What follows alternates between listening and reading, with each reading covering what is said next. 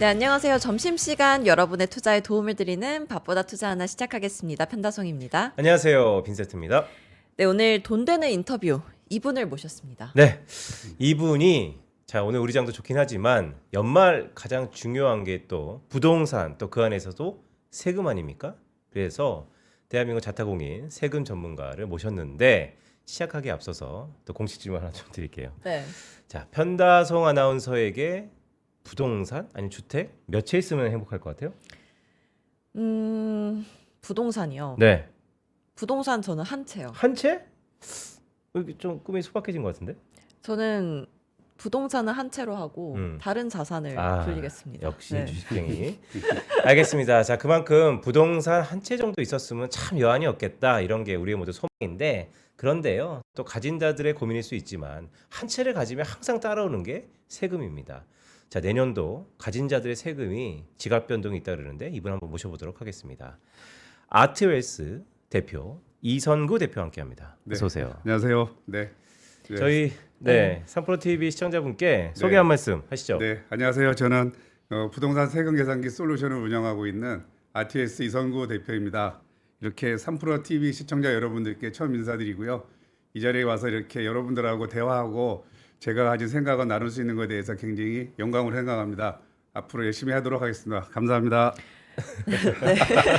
너무 딱딱했나요? 대표님 축사 느낌이 났어요. 네. 우리 세대는 원래 그게 약간 버릇이 돼 있어요.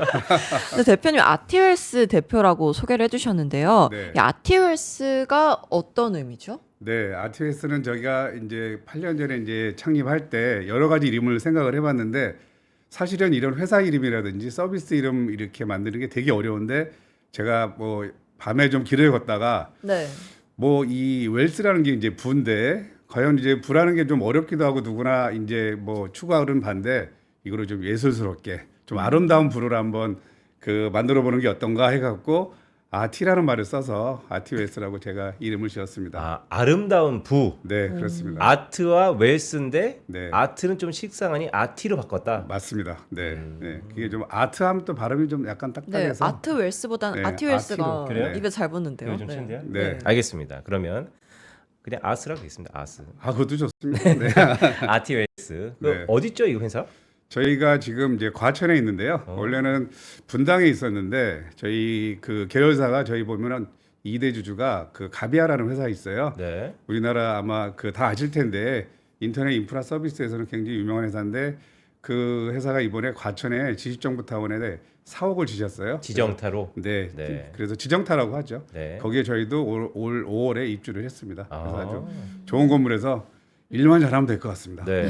지정타에 그때 뭐 숯불감이가 뭐 맛있는 것도 있는 것 같은데. 네, 네. 자, 그럼 본격적으로 시작해 보도록 하겠습니다. 자, 대표님, 복귀해 보면 올해 10월 15일이었을까요? 네, 부동산 그렇죠. 투자하는 사람들은 이게 하늘의 날벼락 같은 네. 그런 부동산 수요 억제 정책. 네, 그 뒤로 부동산 시장이 공식적으로는 둔화됐다라고 하지만 네, 뭐 강남 상구의 트럼프에서는 계속해서 신고가를 또 걸고 있고 네.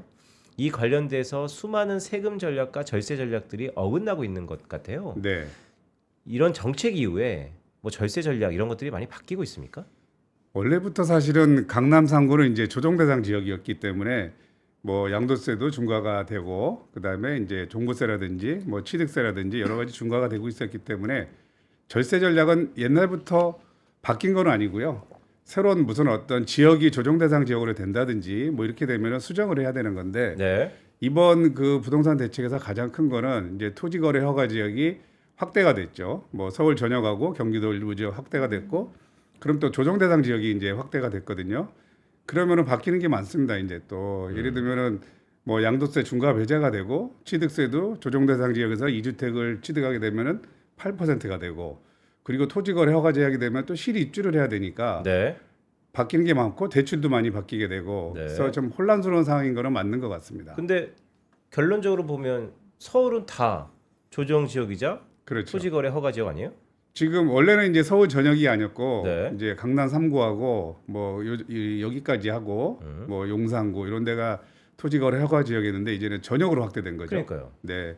그러니까 사실은 기존의 토지 거래 허가 지역이 아니었던 지역 입장에서는 여러 가지 좀 절세 전략이라든지 그다음에 대출을 일으켜서 갭 투자를 한다든지 이런 거에 있어서는 많은 문제가 생길 수도 있는 거죠. 네, 그리고 2026년에 부동산 관련 세금 핫 이슈가 두 가지가 있다고 하는데. 네네. 네, 먼저 이것 좀 간략하게 설명 가장 부탁드립니다. 큰 게 네. 이제 제가 생각하기엔 제가 이제 8년 동안 부동산 세금 계산기를 이제 직접 만들고 그다음에 솔루션을 많이 이렇게 뭐 은행이라든지 이런 데 판매하다 보면은 잠깐만요. 부동산 세금 계산기를 만들었다고요? 제가 이제 개발한 거니까 뭐 저희 회사가 자체 개발한 거고요. 물론 제가 다 한 건 아니고요. 젊은 우리 열심히 일하는 개발자들도 계시고 저하고 많이 도와주시는 이제 세무 전문가도 세 분이나 계시죠. 그래서 8년 동안 그거를 계속 만들고 고도화를 시켰죠. 그래요? 그러면 저도 뭐 홈택스 엄청 들어가는데 네. 네. 그런 거 뭐 이렇게 공짜로 이용할 수 있는 거예요, 그럼? 저희가 이제 말씀드리기도 좀 그렇지만 저 셀리몬이라고 어떤 거요? 셀리몬. 셀리몬. 셀리몬 약간 이제 여성스러운 이름이긴 한데 네. 셀리몬이라는 사이트에서 일반인 대상으로 저희가 뭐 양도세, 종부세, 뭐 취득세, 상속세 이런 계산기를 간편하게 계산해 볼 수 있는 사이트를 제공하고 있습니다. 공짜예요?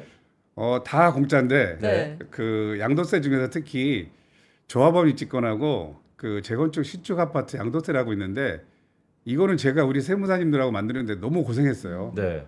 이 뭐 굉장히 복잡하기도 하지만 네. 유권회사 갈 게 많아서 그거만 돈 내시면 됩니다. 얼마예요? 구독하는 건가요? 아니면 그 하루 사용권이 네. 딱 커피 한 잔 값입니다. 오. 4,500원이고 네. 그다음에 열흘은 뭐 저희가 10,000원 정도 이렇게 받고 있는데 아니 그러면 오늘 생애 최초로 또 3% 나오셨는데 그런 거 한 50분 100분한테 시원하게 한번 이용권 주세요. 당연히 해야죠. 우리 네. 빈센트님 여기 방송에 나왔는데 네. 여기 밑에 이렇게 이 댓글이라는 걸 적어주시면요. 네. 제가 뭐 한 100분 정도는 뭐 무료로 오. 사용할 수 있게끔 시원하게 쏘시는데요. 네. 네. 한 달은 아니고요. 네. 한 열흘 정도 사용할 수 있게끔 해드리겠습니다. 좋습니다. 네. 그러니까 그것은 내가 조합원이라든지 네. 재건축 재개발에 들어갔을 때 네. 복잡한 세금도 네. 유료인데 원래 무료로 해줄 수 있겠다. 네. 근데 그 재건축 아파트인 경우에 요새 서울시 전역이 다 재건축이잖아요. 맞습니다. 굉장히 어렵습니다. 이게 뭐 이 많이 이제 그 입주권을 갖고 계신 분들은 아실 텐데 네. 이게 뭐 관리처분 인가를 이전하고 이후하고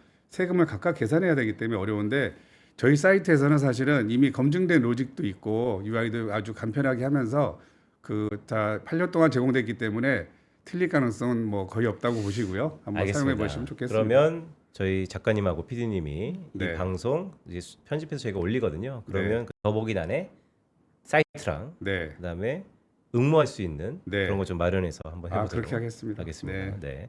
자, 그럼 다시 본론 들어가서 아까 그 두 가지 이슈가 어떤 거죠? 이어서 보면 네, 내년에 이제 세금 측면에서 보면은 두 가지 이슈가 있는데요.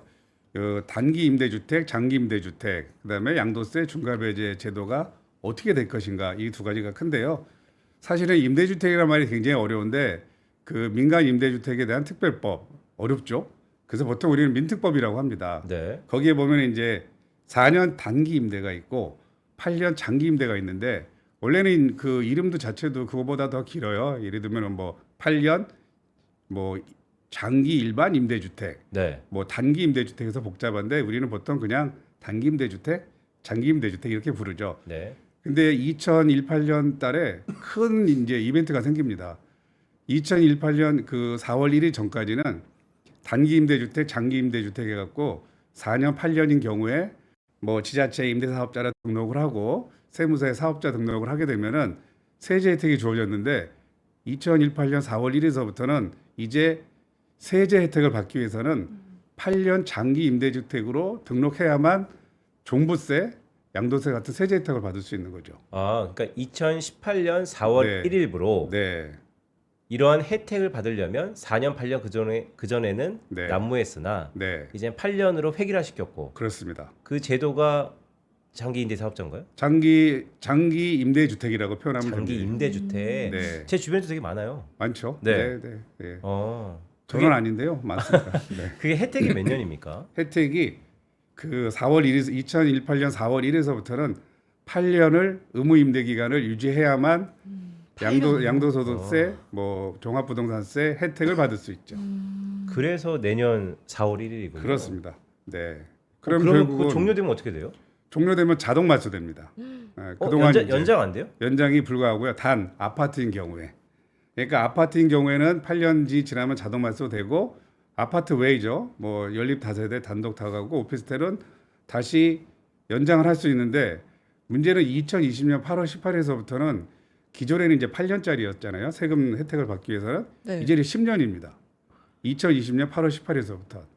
그럼 지금 아파트는 만약에 2018년에 그 저기 장기 임대 주택을 등록했으면 8년인데 네. 내년에부터 자동 맞서되는 거는 뭐 이제 기정사실이고 만약에 이제 비아파트 연립 다세대다 그러면은 이 자동 말소는 안 되지만 다시 임대사업자를 등록하기 위해서는 10년짜리를 신고하셔야 됩니다. 근데 아파트는 장기 임대 주택으로 등록을 아예 할 수 없는 불가능하셨습니다. 건가요? 네. 그러면 잠깐만 이게 제 예상이 맞나요? 그러면 8년 동안 혜택 받은 게 네. 내년 4월에 끝나고 네. 더 혜택도 못 신청 못 하고 네. 아파트의 경우. 아파트인 경우에. 근데 대부분 지금 다 아파트니까. 네. 그럼 이제 어떤 일이 벌어지는 거예요? 아파트인 경우에 결국 자동 맞세가 되면은 두 가지인데요. 세금은 양도소득세가 있고 종합부동산세. 보통 이제 우리가 종부세라고 하잖아요.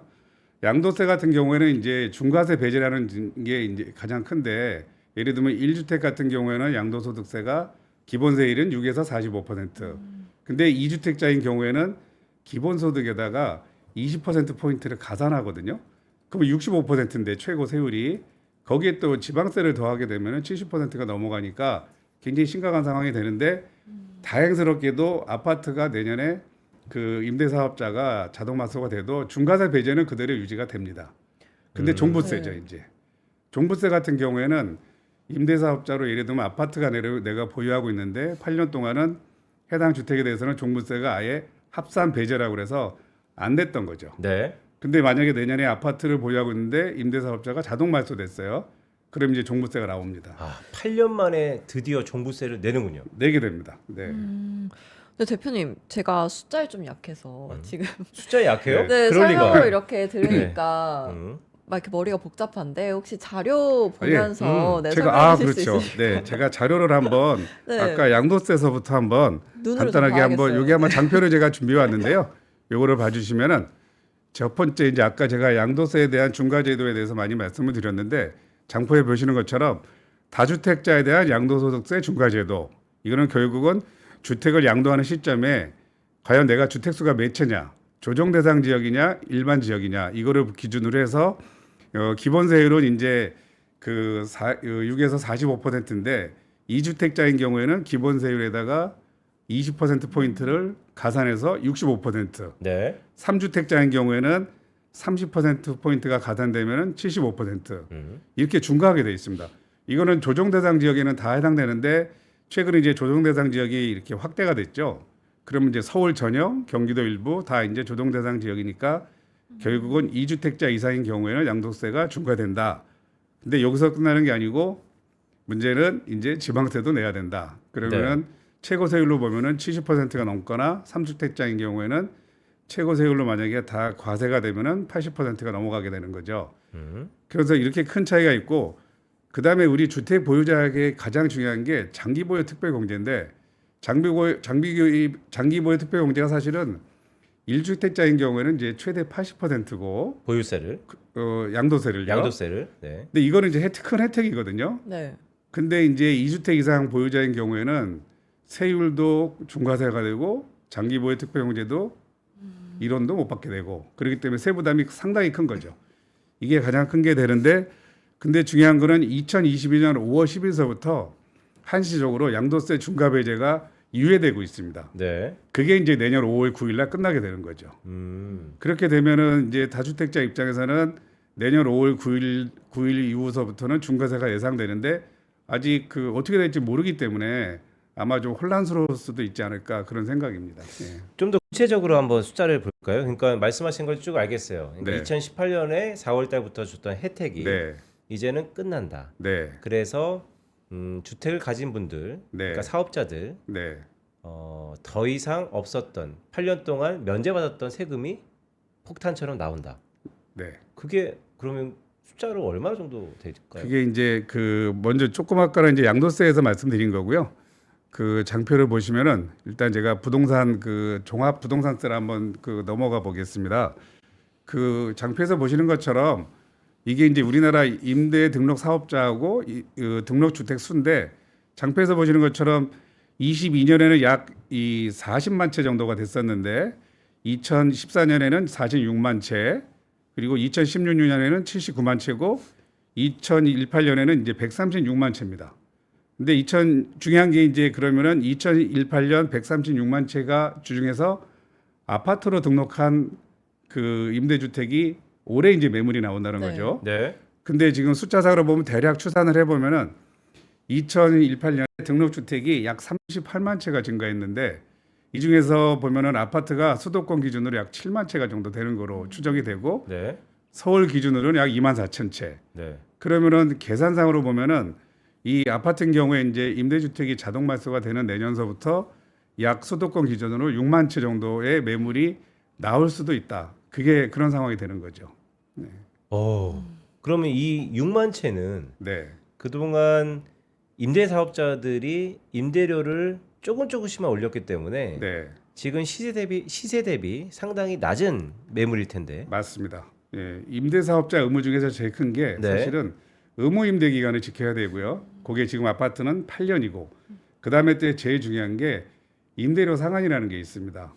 그래서 결국은 종전 임대료 대비 임대료가 5%를 넘으면 안 되게 돼 있는데 그 종전 임대료라는 게 뭐 이 5%니까 임대 보증금도 있을 수 있고 월 임대료도 있죠. 네. 근데 5%라는 게 예를 들면 이제 단순 생각하기에 뭐 그러면 전세 보증금도 5%고 임대료도 월 임대료도 5%다 이게 아니고요. 이 전세 보증금과 월 임대료 포함 계산하게 돼 있어요. 네. 그러면 실제로 그렇게 높지 않습니다.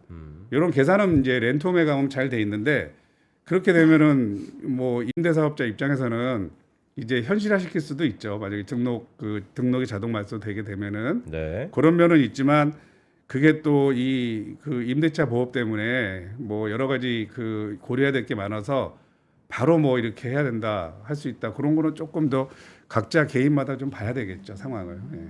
아니 대표님 말씀을 계속 들어보니까 이거는 내년 상반기 그러니까 네. 내년 우리가 지방선거가 6월 6월이죠. 6월이죠. 네. 6월 4일인가? 뭐 6월 초인데 그 바로 직전에 이게 사회적인 이슈가 좀 될 것 같다는 것처럼 느끼는데요. 될 수도 있죠. 예. 그래요? 왜냐하면은 물론 이제 등록 임대주택이 뭐 이렇게 분산돼서 했을 거 아닙니까? 동일 같은 날짜에 다 하진 않았겠지만 어쨌든 내년에 전국으로 보면 이 아파트가 대략 7만 채 정도로 추산되는데 그 7만 채라는 게 이제 분산돼서 나올 거 아닙니까? 상반기에 많이 나올 수도 있죠. 예. 그래서 그런 거는 분명히 뭐 매물화가 될 수도 있지 않을까 하는 거를 세금 측면에서는 그렇게 바라보고 있습니다. 근데 지금 종부세 세율이 어떻게 돼요? 종부세가 요거 네. 장표를 잠깐 보시면요. 구간별로 다르지 않나요?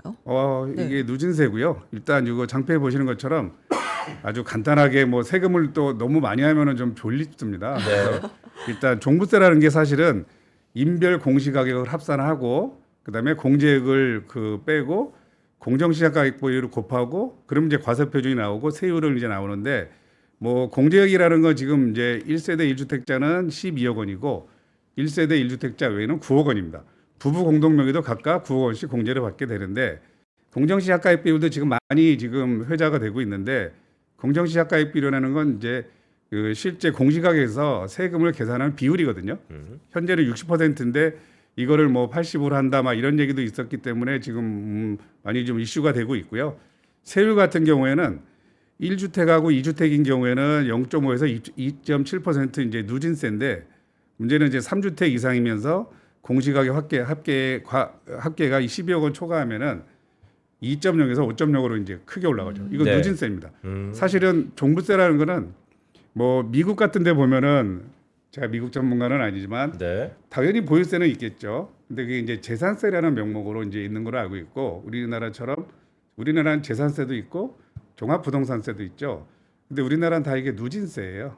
근데 제가 알기로는 미국 같은 데는 이제 단일세율로 뭐 1.0, 2.0 뭐 이런 단위세율로 하는 거기 때문에 우리나라가 재산세가 그렇게 뭐 높다 이렇게 볼 수는 없는데 종부세 측면으로 보면은 특히 2주택자 이상인 경우에는 좀 과한 면은 좀 있는 것 같습니다. 그러니까 말씀하셨던 것처럼 전 세계적으로 한국만의 특히 부동산의 세율이 네. 어느 부분에서 네. 특히 종합부동산세를 가중시키는 것은 여러 가지 정치적인 이유로서 여태까지 결과물이잖아요. 네.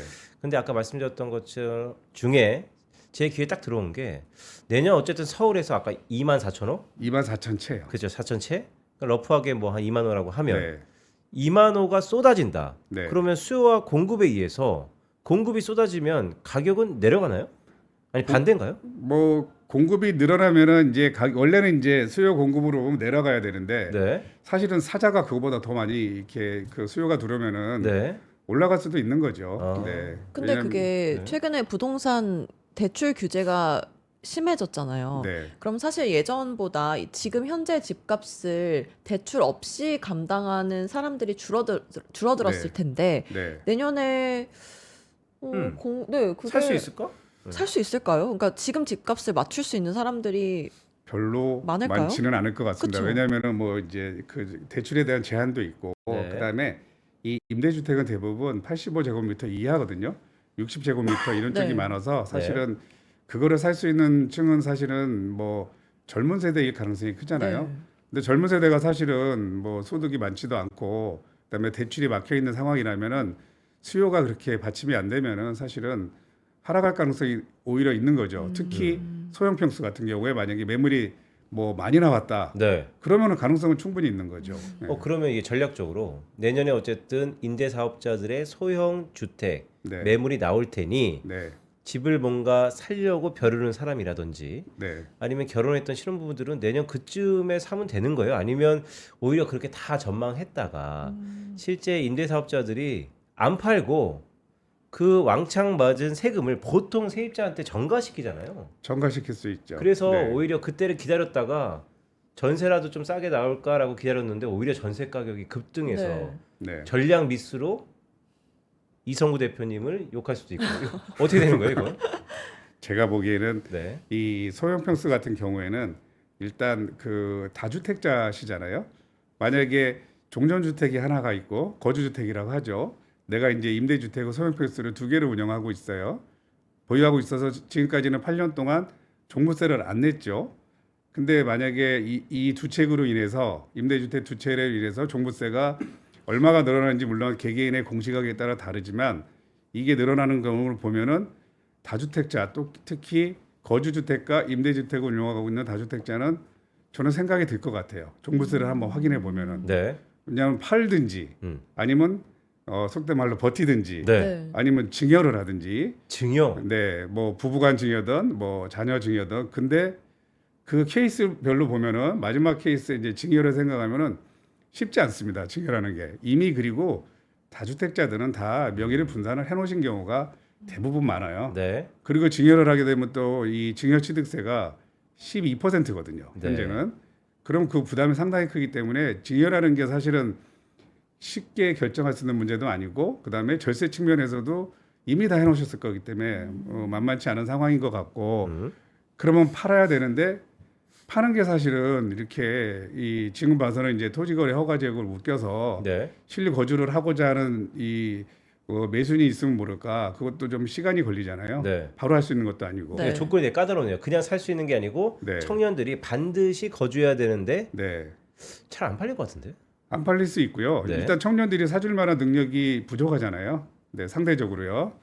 그럼 결국은 이 임대주택이 자동 발소된 그 주택을 보유하고 있는 이런 분들은 이제 종부세 제원 마련을 생각을 해보셔야 돼요. 예를 들면 절세 전략이나 뭐 이렇게 세금에서는 이제 상속세 제원 마련이라는 걸 많이 말씀하시는데 이제는 종부세 제원 마련. 결국은 좀 이따 제가 장표에서 보여드릴 건데 지금까지는 내가 거주주택 하나에 임대주택 두 개면은 종부세를 전혀 안 냈는데 네. 그 임대주택에 대해서는요. 이제 종부세를 내야 되면은 그거 한 달에 예를 들면은 뭐 1년에 1,000만 원, 2,000만 원 나올 텐데 그 돈을 어떻게 충당할 것인가. 그게 이제 재원 마련인 거죠. 결국 이제 현금 흐름 전략을 짜셔야 된다. 그런 게 제일 중요할 것 같습니다. 그러니까 이제는 상속 증여가 아니고 네. 세금 네. 그 중에서도 종합부동산세를 마련하기 위한 네. 투자 전략도 필요하다. 투자 전략도 필요하고 재원 마련. 재원 마련이라는 게 결국은 뭐 임대료 인상도 되지만 투자 매도잖아요. 전략도 필요하죠. 예. 근데 보통 재원 마련 그러면 있는 집을 그냥 팔아야 되는 게 맞는데 네. 정서상 팔까요, 안 팔까요? 저는 지금 제가 이제 저희 세무 전문가들하고 이렇게 세금 이렇게 같이 상담을 진행해 보면 저는 안 팔 가능성이 더 큰 것 아, 같아요. 그래요? 네. 저 개인적인 소견이지만 네. 뭐 각자의 상황에 따라 다르지만 근데 만약에 종부세를 만약에 계산해 보시잖아요. 그럼 마음이 많이 흔들릴 것 같아요. 야, 이거는 진짜 공감이 방송을 보시는 임대사업자들의 공감이 100% 되는 반면 네. 또 집이 없는 사람들은 이거 공감이 전혀 안 되는데라도 할 수 있는데 네. 금액 좀 한번 보여주세요. 금액을 네. 제가 한번 장표를 보시면요. 요거는 이제 종합부동산세 세율이고요. 네. 여기가 이제 제가 한번 장표를 또 열심히 만들어 봤습니다. 네. 뭐 이 주택분 종합부동산세 합산 배제에 따른 납부세액 비교. 어렵죠, 말이. 그냥 종부세 비교입니다. 임대주택이 자동 말소됐을 때 제가 가정으로 보면은 1번은 이제 공시가격이 올해 거주주택은 지금 살고 있는 주택을 의미하는데 20억 원이고 임대주택은 이제 장기 8년짜리고 9.5억 원. 그다음에 2번 케이스에서는 20억 원, 9.5억 원, 10.5억 원. 근데 이거를 사실은 임대주택으로 봐서는 공시가격을 제가 좀 그 적정한 수준으로 좀 낮춰서 잡았습니다. 네. 너무 높게 잡는 건 아닌 것 같아서. 근데 이제 오른쪽에 이제 합산 배제 동그라미 표시돼 있죠. 네. 그러면 1번 케이스에서는 재산세는 940만 원. 현재 종부세는 192만 원 나오는데 요거는 자기가 살고 있는 주택에 대해서만 나오기 때문에 192만 원이고 1번 케이스에 임대주택 장기를 안 낸다. 예, 네. 합산 배제니까 안 내는 거죠. 그러면 현재는 이제 보유세가 1,100만 원인데 2번 케이스가 이제 3주택서부터는 중과세가 되거든요. 그러면 거주주택 하나와 임대주택을 두 개를 운영하고 있는데 현재는 이제 이 똑같죠. 1,200만 원 재산세는 그리고 종부세는 이제 190만 원 기존 주택에 대해서만 내기 때문에 그리고 1,400만 원 내는 건데 오른쪽에 이제 보셔야 됩니다. 여기가 네. 이제 가장 중요한데 1번 케이스에서 종부세를 192만 원 내던 게 1번에 보면은 종부세가 이제 870만 원으로 늘어나니까 이제 약 680만 원이 늘어난 거죠. 합산 배제가 불가능해지면서 어허. 그리고 2번 케이스가 이제 더 확실하게 눈에 보이는데 만약에 합산 배제가 되고 있으면은 1,400만 원 정도 내던 이 보유세가 네. 이제 임대주택이 자동 말소 됨으로 인해서 종부세가 나오면은 2천만 원이 늘어나는 겁니다. 그러면 한 번에 2천만 원이 늘어나게 됩니다. 그러니까 3주택자 네. 이전에 없던 돈 2천만 원이 더 필요하다. 더 필요한데 이것도 공시가격을 좀 작게 잡은 케이스죠. 네. 여기서 중요한 건 매년 공시가격이 오를 수 있군요. 매년 올라가고요. 매년 이거 연초에 그 전년도 대비 뭐 공시가격 현실화율 시세 반영해서 올라가는데 올해 공시가격이 사실은 뭐 사상 최고치에 근접하고 있는데 네. 내년 공시가격은 우리 다 아시다시피 올해 또 주택 가격이 역대급으로 올랐죠. 네. 그럼 공시가격도 그만큼 올라가게 됩니다. 그리고 예를 들면 여기서 하나 이제 반포에 있는 네. 우리가 뭐 유명한 아파트 같은 경우에는 공시가격이 이제 84제곱이 얼마인 것 같으세요? 어디요? 반포에 있는 뭐- 어디? 편다솜 아나운서가 사는 원 땡땡땡이요? 거기 원땡땡이요. 네. 원베일리. 네. 네. 물론 이제 공시가격 같은 평수라도 좀 달라요. 네. 36억 정도 합니다. 30평대가 네. 평당 1억 좀 넘네요. 예. 근데 내년에 결국은 그럼 올해 한 2천만 원 정도 내거든요. 재산세 보유세를. 내년에는 그거보다 역대급으로 올라가게 되는 거죠. 재산세도 올라가고 종부세도 올라가고.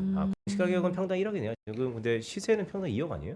시세는 그 정도 됐죠. 그렇죠. 예. 근데 이제 공시가격 현실화율이라고 그래서 지금은 뭐 한 68% 정도 되는데 이제 계속 올릴 겁니다. 그러면은 그 시세 대비 이제 68에서 막 70으로 넘어갈 수도 있기 때문에 네. 뭐 이 주택을 보유하고 있는 특히 다주택자 아니면 고가 주택을 보유하고 있는 사람들은 종부세라는 게 부담스러울 수밖에 없죠. 예.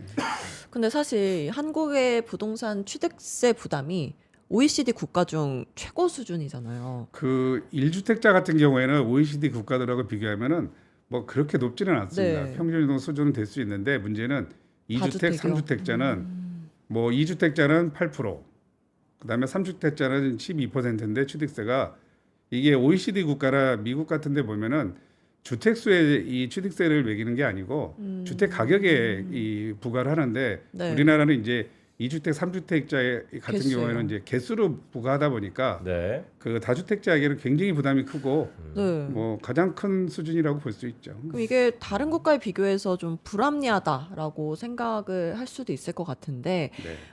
이런 과세 체계를 손봐야 한다는 목소리도 있어요. 네. 대표님께서는 어떻게 생각하시나요? 이게 사실은 이 주택 취득세도 이제 좀 이 다주택자인 경우에 높지만 증여 취득세도 높은 편이죠. 네. 네. 예를 들면 1세대 2주택자 공시가격 3억 원 이상인 경우에는 그 예를 들면 지금 8%고 12% 나오는데 네. 물론 1세대 2주택자인 경우에는 이제 기본세율로 하는데 문제는 이제 2주택자, 3주택자인 경우에도 주택을 줄여야 되잖아요, 수를. 이분들한테는 12%거든요. 그러면은 증여를 하는 데 있어서 취득세가 12%고 증여세를 내야 되잖아요. 네. 그러면 사실은 주택이 계속 잠길 수밖에 없는 거죠. 다주택자인 경우에. 그렇죠. 왜냐하면 우리나라 이 주택을 두 채 이상 보유하고 있는 분들이 사실은 이 제가 알기로 한 240만 명 정도 넘거든요. 240만 명이요? 네, 전체의 한 15% 정도 됩니다. 오, 생각보다 많네요. 주택 보유자가 우리나라 약 1,600만 명이에요. 음. 그 중에서 다주택자 비율이 약 15% 정도 되니까 물론 이분들한테는 그럼 뭔가 탈출구가 있어야 되지 않을까. 네. 그런 면에서는 뭐 이 증여취득세 뭐 이런 측면에서는 조금 좀 길을 터줘야 되지 않을까 그런 생각을 하고 있습니다. 그러니까 이거는 뭐 첨예한 정치적 성향으로 해석할 수 있겠으나 네. 그래도 전문가 입장에서 보면 어쨌든 물꼬를 터야지 움직일 거 아니냐. 네. 이거는 어떻게 보면 당연하게 받아들일 수밖에 없는 그런 네. 상황인데, 근데 이런 또 논의도 있잖아요. 미국처럼 보유세를 강화시켜야 된다. 네, 한국처럼 계속 양도세 갖고 핸들링하면 결국에는 정책의 눈치를 보고 그럼 그게 또 시차를 발생하고 사회에 또 풍선 효과를 발생하고 다양한 것들이 있잖아요. 보유세, 양도세 어느 쪽에 좀 더 업에서 있다 보니까 네. 좀 더 바람직하다보다는 좀 더 어느 쪽에 좀 더 가까우세요? 가장 사실은 양도라는 거는 집을 팔아야 되는 거잖아요. 그죠? 근데 집을 파는 거는 사실은 의사결정하는 게 평생에 몇 번이잖아요. 네. 그런 의미에서는 저는 보유세를 특히 이제 종부세 이런 거를 조금 낮춰주게 되면은 뭐 어떤 세금 측면에서 뭐 이 여러 가지 뭐 다주택자 임대 뭐 이 매물이라든지 이런 측면에서 좀 도움이 되지 않을까 그런 생각이고요. 네. 그리고 세금은 이 취득, 이 보유, 양도 세 개를 같이 봐야 되거든요. 그러니까 손보려면 이제 원래는 이제 같이 세 개를 좀 더 이렇게 합리적인 수준으로 이렇게 유지를 해주는 게 좋기 때문에 뭐 이렇게 단편적으로 뭐 양도세를 봐야 된다, 종부세를 봐야 된다기보다는 전반적으로 같이 봐야 되는데 그래도 좀 이 종부세를 좀 우선적으로 한번 해주는 게 좋지 않을까. 그래요? 그런 생각입니다. 아 근데 대표님 말씀 이렇게 들어보니까 매년 비슷한 이런 어떠한 특이한 그룹들의 페인 포인트가 있었던 것 같아요.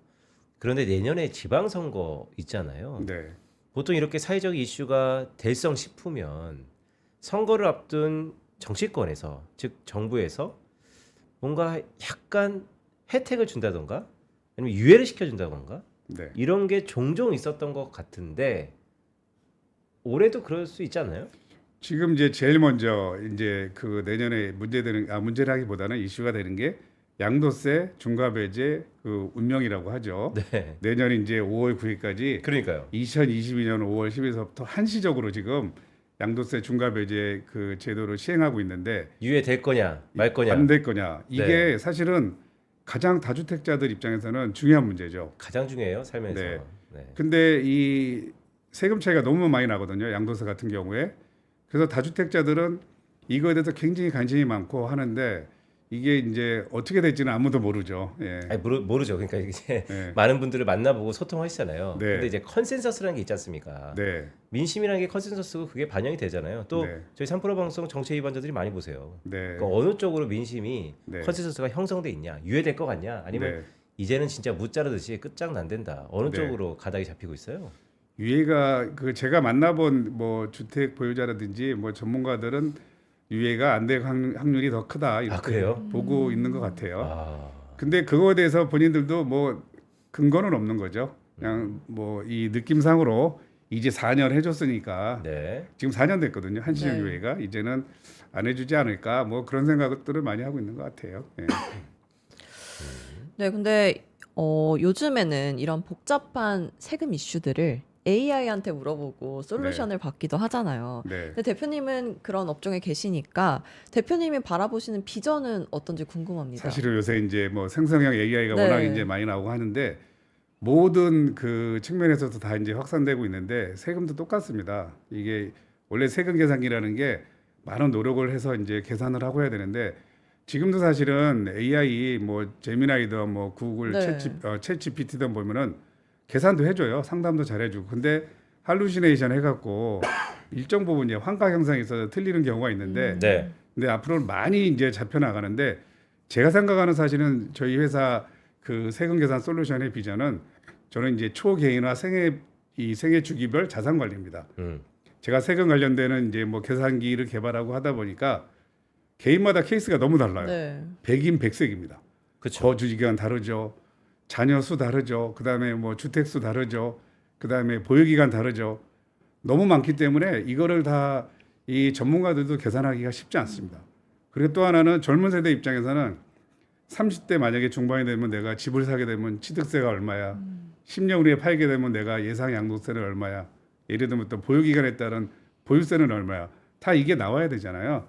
근데 지금까지 그런 거를 다 일일이 계산기를 만들어서 하는 거는 좀 쉽지가 않기 때문에 저는 이제 AI를 활용해서 내가 만약에 30대 중반인데 집을 한 채를 샀으면 주소로 등록해 놓으면은 그거 기준으로 뭐 재산세가 얼마 나올 거고 네. 예를 들면은 종부세가 얼마 나올 거고 그다음에 이제 직장 가입자가 아니면은 매년 초에 내가 올해 내야 될 건강보험료는 얼마인지 이런 것까지 주기별로 알려줘야 되고 만약에 이제 뭐 40대 또는 50대 돼서 자녀가 있으면은 이제 증여 문제도 생각을 해야 되잖아요.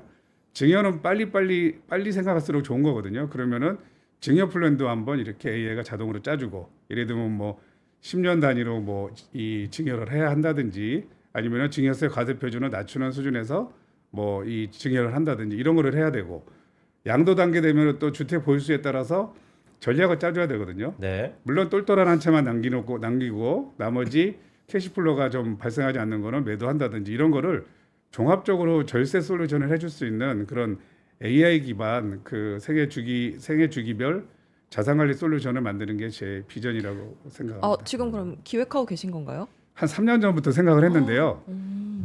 제가 그런 생각을 많이 했었는데 그때는 이제 이 알고리즘으로 그거를 풀어나가는 건 쉽지 않고요.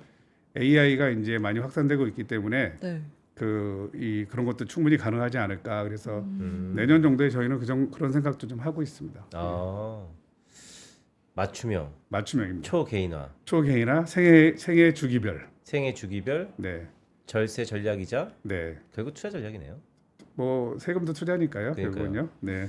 그런 거는 국가의 B2B로 이렇게 해야 되는 거 아닌가 싶은데 공익 차원에서. 국가에서 하시기는 이제 여러 가지 모든 면을 다 감안해야 되기 때문에 네. 뭐 쉬운 결정은 아니기 때문에 네. 근데 공익 측면에서 사실은 이제 우리 개인들도 세금이 너무 어렵고 복잡하니까 물론 홈택스에서 너무 잘해주고 계시거든요. 네. 아주 잘 돼 있습니다. 홈택스도. 그래서 근데 그런 어떤 계산기에 AI 기능까지 들어가면 좋지 않을까 이렇게 생각하고 아니 있습니다. 홈택스가 정말 잘 돼 있다고 생각하시는 거예요? 왜냐하면 네. 그러면 왜 개발하셨어요? 홈택스 쓰면 되지. 홈택스하고 저희하고 가장 틀린 그 차이점은 네. 이제 국가에서 하는 거하고 우리하고 하는 거는 UI가 좀 저희가 좀 조금 간편한 면이 있죠.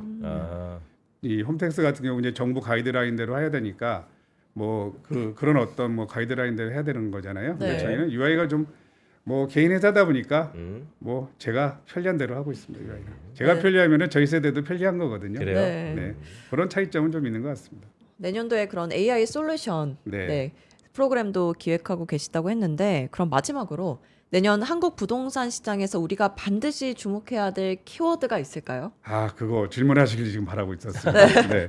제가 네. 준비를 많이 생각했는데 네. 제 생각에는 일단 세금 측면에서 보면 두 가지입니다. 예를 들면 2018년도에 그 임대사업자로 등록한 아파트 말씀드린 그 내용이 내년에 나오기 때문에 2028년사 임대주택의 매물의 귀환 이게 가장 뭐 중요하다고 볼 수 있죠.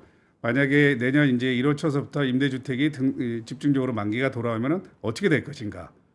과연 이게 이 매물로 쏟아질 수 있을까? 아니면은 계속 장기 만상이 있을까? 매물로 쏟아지게 되면은 이제 소형 아파트 위주로 매물이 일정 부분 나올 수 있기 때문에 젊은 세대 또는 자금이 있는 분들은 그런 매물을 한번 매수하시는 것도 좋은 전략일 것 같고요.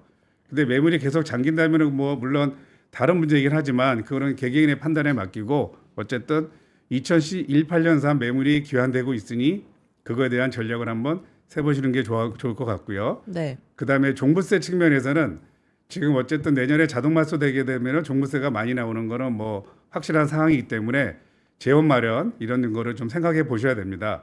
근데 만약에 재원 마련했는데 뭐 특별한 재원도 많지 않고 그다음에 전략도 많지 않다면 이제 매도도 생각을 해야 되기 때문에 네. 이런 측면에서도 이제 이 종부세에 대해서 매물이 어떻게 나올지 한번 관심 있게 가지셔야 되고요. 그다음에 양도세 중과 배제가 지금 한시적으로 운영되고 있는데 이것도 내년 5월 10일 이후에 이제 어떻게 될지는 모르지만 만약에 이 양도세 중과 배제가 연장이 안 되면은 당연히 매물이 나올 가능성이 있기 때문에 이 젊은 세대 또는 주택을 보유하고 있지 않은 이 세대 입장에서는 그것도 생각해 보셔야 되는 게 좋지 않을까 이렇게 생각을 하고 있습니다. 2026년 5월 10일 네. 선거를 한 3주 정도 앞두고 네.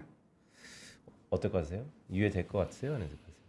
전 대표님 말씀이 맞다고 생각합니다. 네. 현다성 아나운서가 잘 네. 빠져나갑니다. 네. 알겠습니다. 자, 네. 회사명이 아키 웰스입니다. 웰스. 자, AI를 통한 초개인 맞춤형 절세와 투자 전략을 꿈꾸시는 이선구 대표와 함께했습니다. 고맙습니다. 네, 감사합니다. 네. 네, 저희는 잠시 광고 듣고 시장의 흐름 살펴보도록 하겠습니다.